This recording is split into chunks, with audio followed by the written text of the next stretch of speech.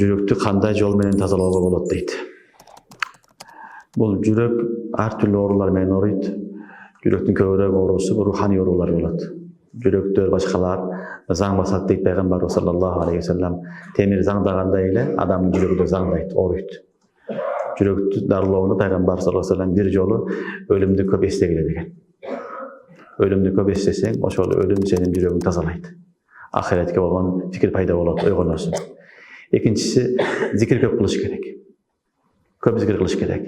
Зикир кылган сайын адамдын жүрөгү тирилет. Ошон үчүн хадисте айтат, Алланы эстеген адам тирик сыяктуу, тири бадак сыяктуу, эстебеген адам өлүк сыяктуу деген ошол. Ошон үчүн жүрөктү тирилте турган, оңдой турган экинчи амал зикир. Зикирди көп кылыш керек. Үчүнчү амал истигфар менен кошо Кур'ан-ы Карим. Истигфар жана Кур'ан-ы Карим. Мына ушул амалдарды көп кылган адамдын Аллах субханаху ва таала жүрөгүн ачат, жүрөгүн оңгорот, ал руханий оорулардан оорубайт, жүрөгү тирик болот.